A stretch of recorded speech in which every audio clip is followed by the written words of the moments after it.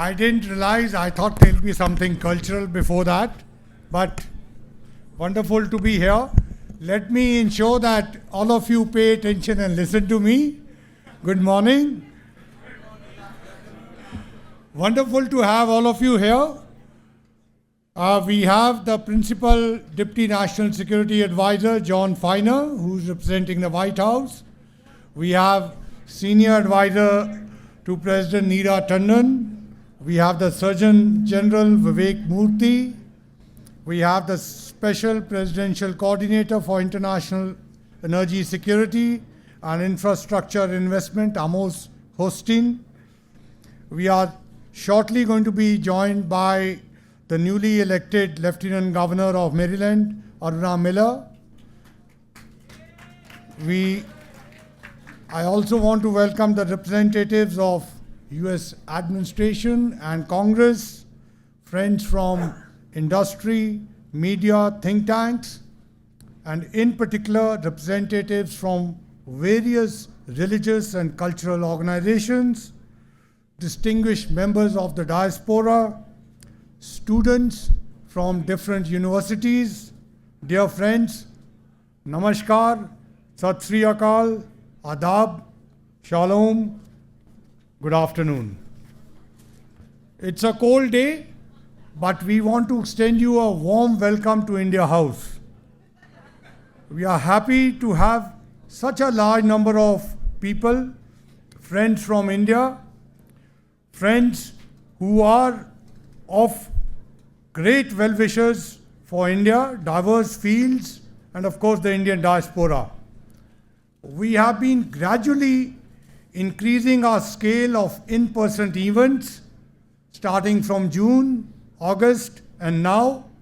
Today we have perhaps almost more than 700 people here. To be able to revert to such interactions is indeed heartening after 2 years of virtual and restricted life. Firstly, we celebrate what we stand for, our cherished values and spirited ideals. We celebrate togetherness. We celebrate our greatest strength. We celebrate us over me, bridges over walls, and good over evil.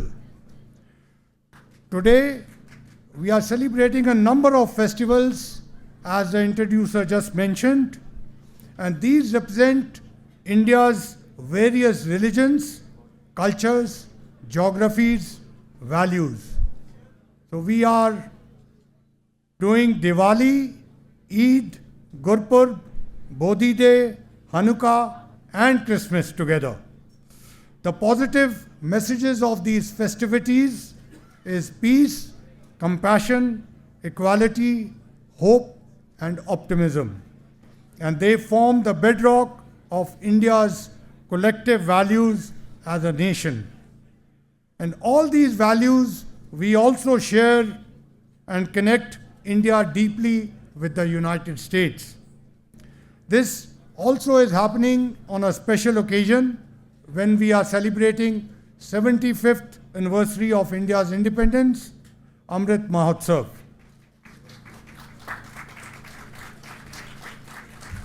I want to take a few minutes to highlight to you India of today. I know most of you track developments, but just to mention a few, we have today the second woman president of our independent history, and she belongs to an indigenous community.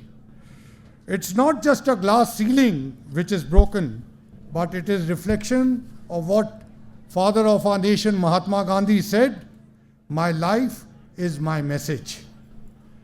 India is a global talking point today, a beacon of stability amidst geopolitical uncertainties, an usherer of global economic growth, a solution provider to some of the complex challenges of our times, and a consensus builder in times of conflict and rising tensions. We bring on the table our strengths and successes, and we are always ready to share it with the world, from vaccines to our digital public goods, to our skills. I know that statistics and data can be boring, but they speak for themselves. In 2009, 17% of India had bank accounts. 15% used digital payments. 4% had unique ID documents. And 37% had mobile phones. Today, in 2022, 80% have bank accounts. More than 80% of households in India have digital payment facility. 99% of the population is having unique IDs. And more than 90% have mobile phones today. And remember, this all is happening in a country of 1.4 billion people. So for almost negligible numbers a few years back, today we have more than 100,000 startups and 108 of them are unicorn. Similarly, 50% of India's population is 26 years and below, and it's getting skilled and certainly needs to be more skilled at a very fast pace and at a time when most of the world is aging. We have perhaps taken a century what we achieved in digital transformation in a decade, and we are hoping the way we are taking to the digital age that it will move very fast. If I tell you, will you believe that drone technology in India is used by our farmers to spray pesticides, geotagging, artificial intelligence to maintain soil health and raise crop production. Intel, for example, is working with our students in India to map the crops to use pesticides. Similarly, rural internet users in India are 340 million, and they outnumber the urban users who are 290 million. Now, I'm sure your maths is pretty good. I can go on and on. But let me come to the third aspect, the India-US partnership, the journey of two democracies together. We are also celebrating 75 years of our relations of independent India with the United States. And you can see how old and how far it is. In the present moment, this relationship has been particularly steered by Prime Minister Modi and President Biden. In last 1.5 years, they have met more than 15 times, both in person and virtually, and the last being last week in Bali. Similarly, the Secretary of State and External Affairs Minister have met more than 30 times. Most of the important members of the US Cabinet and India have been coming both to and fro. And this is despite the COVID and despite all the other challenges. Incidentally, it happens to be President Biden's birthday today, and let me, on behalf of 1.4 billion people, send him our warmest greetings.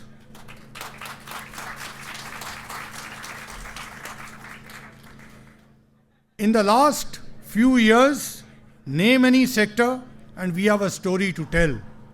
For example, NASA and ISRO are working on interesting stuff like human space flight program, synthetic aperture radar. This is helping us to monitor the implications of climate change. Take IT.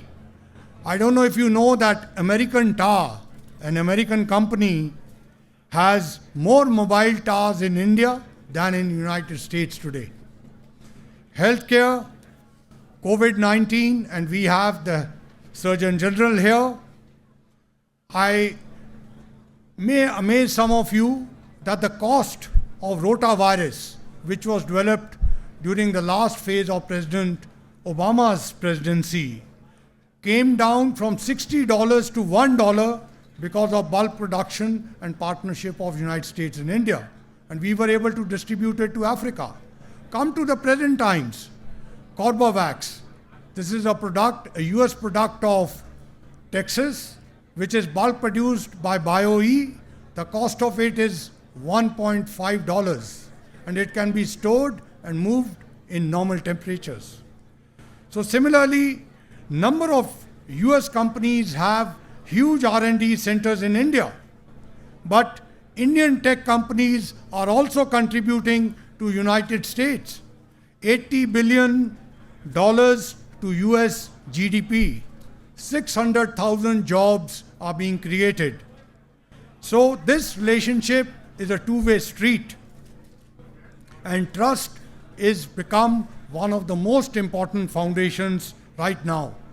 In other words, we are mature enough to sit across and discuss and understand each other's sensitivities.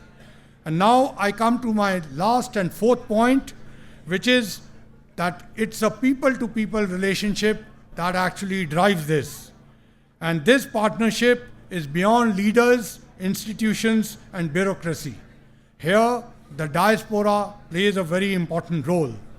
The 4 million plus diaspora of India here, you are top professionals in politics, administration, healthcare, space, academics, IT, culture, etc., etc.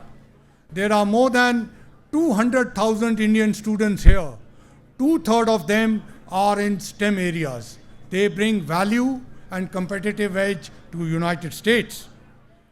So all of you are highly accomplished and have been contributing in diverse fields in the United States. And finally, I want to mention that as an embassy and consulates, we are constantly learning.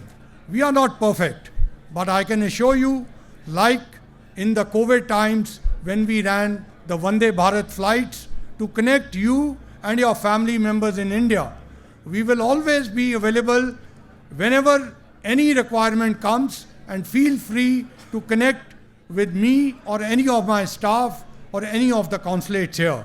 And finally, the 17th Pravasi Bharati Divas, PBD, is being held from 8th to 10th January in India, in Indore. I know many of you will be going to participate, but I also want to extend a warm welcome to you. The topic this time is reliable partners for India's progress in Amrit Kal. And United States is one of the best partners we can have. So I strongly encourage you on your participation in the PBD. And finally, let me wish you all good health, happiness, success, and enjoy this afternoon. As Prime Minister Modi has said, much of India that we dream of lies ahead of us.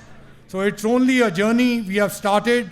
We look towards our friends like the United States to join us in our journey ahead.